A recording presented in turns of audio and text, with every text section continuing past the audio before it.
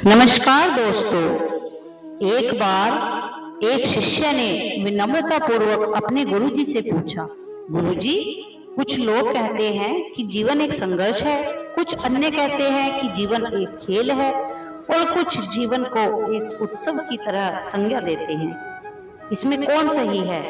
गुरुजी ने तत्काल बड़े ही धैर्यपूर्वक उत्तर दिया, पुत्र, जिन्हें गुरु नहीं मिला उनके लिए जीवन एक संघर्ष है, जिन्हें गुरु मिल गया उनका जीवन एक खेल है, और जो लोग गुरु द्वारा बताए गए मार्ग पर चलने लगते हैं मात्र वे जीवन को एक उत्सव का नाम देने का साहस जुटा पाते हैं। यह उत्तर सुनने के बाद भी शिष्य पूरी तरह से संतुष्ट ना था। गुरुजी को इसका आभास हो गया।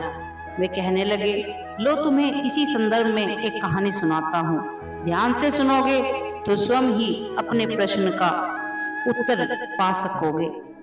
उन्होंने जो कहानी सुनाई वह इस प्रकार थी। एक बार की बात है कि किसी गुरुकुल में 3 शिष्यों ने अपना अध्ययन संपूर्ण करने पर अपने गुरुजी से यह बताने के लिए विनती की कि उन्हें गुरु दक्षिणा में उनसे क्या चाहिए। गुरुजी पहले तो मंद मंद मुस्कुराए और फिर बहुत ही स्नेहपूर्वक कहने लगे, मुझे तुम गुरु दक्षिणा में एक थैला भर के सूखी पत्तियां चाहिए, ला सकोगे? वे तीनों मन ही मन बहुत प्रसन्न हुए, क्योंकि उन्हें लगा कि वे बड़ी आसानी से अपने गुरुजी की इच्छा पूरी कर सकेंगे। सूखी पत्तियां तो जंगल में बिखरी ही रहती हैं। वे उत्साहपूर्वक एक ही स्वर में बोले, जी गुरुजी, जैसी आपकी आज्ञा।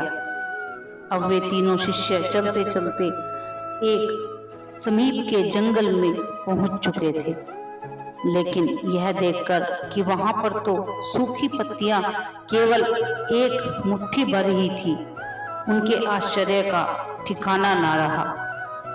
वे सोच में पड़ गए कि आखिर जंगल से कौन सी सूखी पत्तियां उठाकर ले गया होगा।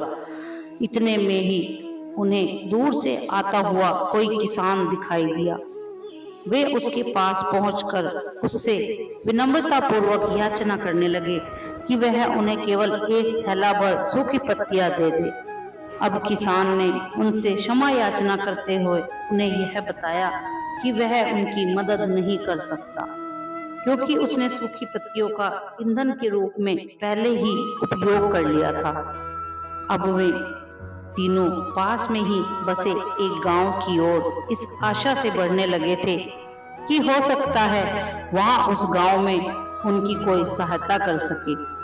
वहां पहुंचकर उन्होंने जब एक व्यापारी को देखा तो बड़ी उम्मीद से उसने एक थैला भरकर सूखी पत्तियां देने के लिए प्रार्थना करने लगे, लेकिन उन्हें फिर से एक बार निराशा ही हाथ आई, क्योंकि उस व्यापारी ने तो पहले से ही कुछ पैसे कमाने के लिए सूखी पत्तियों के दोने बनाकर बेच दिए थे। लेकिन उस व्यापारी ने उदारता दिखाते हुए उन्हें एक बूढ़ी माँ का पता बताया, जो सूखी पत्तियां एकत्रित किया करती थी।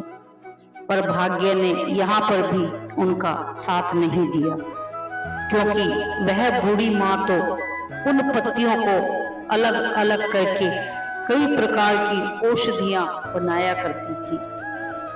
अब निराश होकर वे तीनों खाली हाथ ही गुरुकुल लौट गए।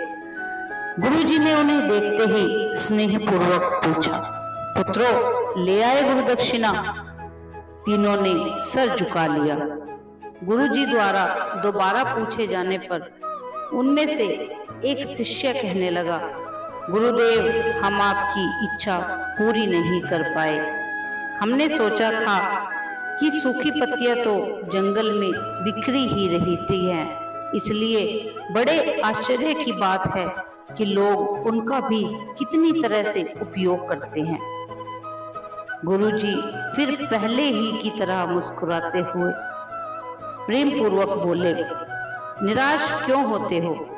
प्रसन्न हो जाओ और यही ज्ञान कि सूखी पत्तियां भी व्यर्थ नहीं हुआ करती, बल्कि उनके भी उपयोग हुआ करते हैं। मुझे गुरु दक्षिणा के रूप में दे दो। तीनों शिष्य गुरु को प्रणाम करके खुशी खुशी अपने घर की ओर चले गए। वह शिष्य जो गुरु की कहानी एकाग्रचित होकर सुन रहा था, अचानक बड़े उत्साह से बोला, गुरुजी, अब मुझे अच्छी तरह से ज्ञात हो गया है कि आप क्या कहना चाहते हैं। आपका संकेत वस्तुतः इसी ओर है ना कि जब सर्वत्र सुलभ सूखी पत्तियां भी निरर्थक या बेकार नहीं होती, तो फिर हम कैसे किसी भी वस्तु या व्यक्ति को छोटा और महत्वहीन मानकर उसका तिरस्कार कर सकते हैं। चींटी से लेकर हाथी तक और सुई से लेकर तलवार तक सभी का अपना अपना महत्व होता है।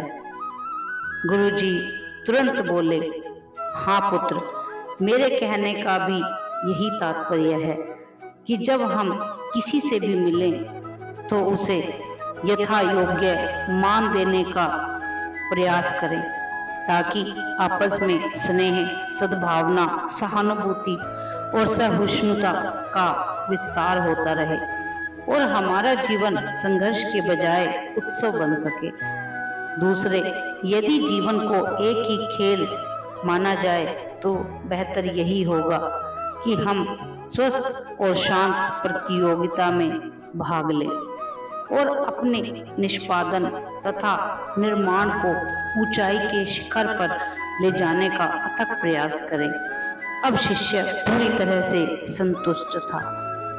अंततः मैं आप सभी से यह कहना चाहती हूँ कि यदि हम मन, वचन, कर्म इन तीनों ही स्तरों पर इस कहानी का मूल्यांकन करें तो भी यह कहानी खरी ही उतरेगी।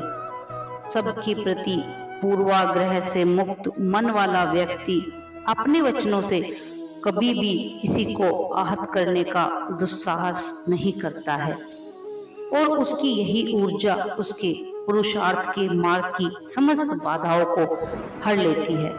वस्तुतः हमारे जीवन का सबसे बड़ा उत्सव पुरुषार्थ ही होता है, ऐसा विद्वानों का मत है।